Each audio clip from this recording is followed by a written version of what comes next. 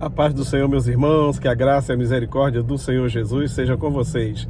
Eu estou aqui de forma improvisada, juntamente com você, fazendo mais um subsídio para nosso canal. Subsídio para a Escola Bíblica Dominical aqui no canal Boas Notícias. Estou aqui num compromisso, mas não poderia deixar de passar em branco. Toda semana nós temos o nosso vídeo com subsídio para a Escola Bíblica e hoje não poderia deixar de fazer o vídeo, mesmo na correria, tá certo? Então nos perdoe aí o improviso, mas espero de certa forma contribuir para mais uma lição. Estamos no nosso último trimestre de 2025 com o tema Corpo, Alma e Espírito, a restauração integral do ser humano para chegar à estatura completa de Cristo. Já estamos na lição 3 para 19 de outubro de 2025. O assunto da lição, o corpo e as consequências do pecado. O textuário diz: no sol do teu rosto comerás o teu pão, até que tornes à terra, porque dela foste tomado, porque és pó, e em pó te tornarás. Gênesis 3,19. Diz-nos assim a verdade prática. O pecado do primeiro Adão afetou o homem no corpo, na alma e no espírito, mas a redenção em Cristo, o último Adão, tem poder de restaurá-lo plenamente. A leitura bíblica em classe encontra-se em Gênesis capítulo 3, 17 a 19 e depois Eclesiastes 12, 1 ao 7, e diz-nos assim: E a Adão disse: porquanto destes ouvido a voz da tua mulher e comeste da árvore de que te ordenei, dizendo, não comerás dela, maldita é a terra por causa de ti. Com dor comerás dela todos os dias da tua vida, espinhos e cardos também te produzirá, e comerás a erva do campo. No suor do teu rosto comerás o teu pão, até que tornes à terra, porque dela fostes tomado, porquanto és pó, e em pó te tornarás. Eclesiastes 12, a partir do 1. Lembra-te do teu Criador nos dias da tua mocidade, antes que venham os maus dias e cheguem os anos dos quais venhas a dizer, não tenho neles contentamento. Antes que se escureça o sol e a luz, e a lua e as estrelas, e torne a vir as nuvens depois da chuva, no dia em que tremer os guardas da casa e se curvarem os homens fortes, e cessarem os moedores por já serem poucos, e se escurecerem os que olham pelas janelas, e as duas portas da rua se fecharem por causa do baixo ruído da moedura, e se levantar a voz das aves, e todas as vozes do canto se baixarem, como também quando temer o que está no alto e houver espantos no caminho, e florescer a amendoeira e o gafanhoto for um peso, e perecer o apetite, porque o homem se vai à sua eterna casa, os pranteadores andarão rodeando pela praça. Antes que se quebre a cadeia de prata, e se despedace o copo de ouro, e se despedace o cântaro junto à fonte, e se despedace a roda junto ao poço, e o pó volte à terra como era, e o espírito volte a Deus que o deu. Antes disso tudo, lembre-se do seu Criador. O primeiro texto de Gênesis, vemos aqui Deus falando sobre o homem e a consequência do seu pecado, como diz aqui o assunto da lição, e no segundo, complementando, a velhice, as dores da velhice, as fraquezas no corpo, os olhos não ter mais a mesma capacidade de enxergar, os ouvidos também de ouvir, os dentes que já vão caindo, tudo isso consequência do envelhecimento, que também foi consequência do pecado, tá certo? Muito bem, a nossa introdução nos diz assim: Gênesis nos apresenta os terríveis feitos do pecado em toda a criação. Os impactos do pecado no corpo, a parte material do ser humano, é o assunto ou o tema principal desta lição de hoje. E a palavra-chave é a palavra pecado. Palavra pecado. A nossa lição está subdividida em 3 tópicos principais. Esses tópicos são a perfeição, da perfeição à morte, é o primeiro tópico, certo? O nosso segundo tópico, a responsabilidade humana, e o terceiro, do abatimento à glorificação. Então vamos falar um pouquinho, fazer o nosso breve resumo aqui do nosso subsídio. No primeiro tópico, da perfeição à morte, Deus fez o homem perfeito, deu a ele um ambiente perfeito para viver, certo? Uma esposa perfeita, tudo era perfeito, oxigênio perfeito, água, tudo. Adão não tinha necessidade de nada. A única necessidade que ele teve foi de uma esposa. Deus disse, não é bom que o homem esteja só, e fez-lhe uma esposa tirada dele próprio, da sua costela. E fez o homem perfeito, conforme a imagem e semelhança de Deus, certo? Porém, por causa do pecado, o homem perdeu a imagem de Deus. Perdeu como? Ela foi desfigurada, perdeu a figura original. Mas não no homem exterior. Se bem que o exterior também sofre a consequência por causa do pecado, que Deus não envelhece e o homem passou a envelhecer, mas foi principalmente no homem interior. Porque quando dizemos que o homem perdeu a imagem de Deus por causa do pecado, eu creio que Adão tinha o mesmo aspecto físico que todos nós temos hoje em dia, 2 braços, 2 pernas, 5 dedos em cada mão, tá? Não tinha a diferença no aspecto físico. Nisso aí ele não perdeu, a não ser a consequência que disse por causa da velhice. Fora disso, o homem não perdeu a figura, a aparência humana que ele tinha. Mas foi no homem interior, foi no seu interior que o Adão perdeu, no homem interior, certo? Por fora não teve modificação, só o envelhecimento, mas o homem perdeu no seu espírito, por quê? Naquele momento, Deus rompeu, de certa forma, o seu laço de proximidade com o homem que ele sempre teve. Todos os dias, Deus vinha estar presente com o homem, conversava com ele, mas por causa desse rompimento espiritual, por causa do pecado, então Deus deu esse afastamento assim do homem, não esteve mais presente como sempre esteve. Mas um dia isso vai acontecer de novo lá no futuro, como diz o livro de Apocalipse, certo? Então, o homem foi da perfeição ao envelhecimento e morte, e aí entra a palavra corrupção, que significa apodrecimento. No nosso segundo tópico, a responsabilidade humana. O homem foi feito para o trabalho. Como diz Jó 5:7, o homem foi feito para o trabalho. E mesmo no começo, lá quando Deus faz o homem, colocou na terra para lavrar a terra. Agora, essa responsabilidade humana, por causa da irresponsabilidade ao desobedecer a Deus e pecar, aumentou muito a sua responsabilidade para a sua própria manutenção e da sua família.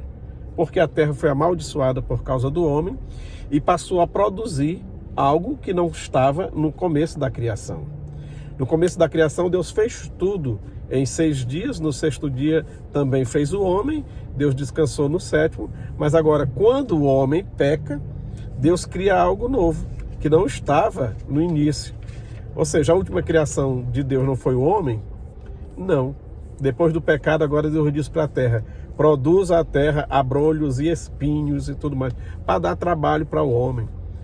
O que foi que isso fez? Fez com que o homem trabalhasse muito mais. E Adão era para trabalhar antes do pecado? Era. O trabalho do homem não é consequência do pecado, como alguém diz assim, trabalhar é por causa do pecado, esse negócio de trabalhar. Não, senhor. Deus já tinha colocado o homem, disse domine sobre tudo, governe, e disse que era para ele lavrar a terra. Porém, se o homem plantasse feijão, podia ir viver a sua vida e fazer outras coisas e voltar só no dia de colher o feijão, porque não ia ter problema. Se ele plantasse arroz ou trigo ou soja, seja o que fosse, ele podia ir cuidar da sua vida e voltar só na época da colheita. Agora, depois do pecado, isso mudou. Potencializou, ou seja, cresceu exponencialmente o trabalho do homem após o pecado. Agora o homem planta o feijão e se ele não vier cuidar do feijão, limpar o feijão e tudo, nasce aquilo que ele não plantou, sufoca o que ele plantou. Pois Deus disse, produz a terra espinho, produz abrolhos, aí nasceu tudo que foi erva daninha, que o homem não planta, mas sufoca aquilo que ele planta. Aí tem que limpar o milharal, tem que limpar a plantação de feijão, tem que cuidar da plantação de soja. Hoje em dia, para não usar o trabalho assim tão braçal, usam agrotóxico e tudo mais, para matar ervas daninhas, mas aumentou o trabalho e o custo da produção, por causa do pecado. Então, repito, antes o homem podia plantar e cuidar da sua vida e voltar só na época de fazer a colheita, porque era para ser desse jeito. O trabalho do homem não era para ser tão árduo, não era para ser tão penoso e tão doloroso. Ele já era para trabalhar, mas não era para ser tão sofrida a vida do homem. Agora, por causa do pecado, às vezes se perde até a lavoura toda, né? Se perde até a lavoura toda. É tanta coisinha que surge aí para dar prejuízo para o homem e dar trabalho para o homem. Muito bem. Agora, como diz aí o texto do nosso assunto, o corpo e as consequências do pecado. Precisamos entender que Deus fez o corpo com algum objetivo. O homem de verdade é o interior, e foi nesse homem interior que se perdeu a imagem de Deus, porque perdeu a santidade no seu espírito, na sua alma. Então Deus fez o corpo do homem com propósitos. E qual foi? Podemos citar alguns desses propósitos. Como por exemplo, Deus fez o corpo para ser parte da totalidade do homem, em harmonia com a alma e com o espírito. Se tiver a alma e o espírito, mas não tiver o corpo, o que adianta? Então, a alma e o espírito se valem da matéria, que é o corpo, para realmente exercer as suas funções, os seus desejos, suas vontades, certo? Então, o corpo, ele foi feito para ser parte da totalidade do homem em harmonia, tá? Com a alma e com o espírito.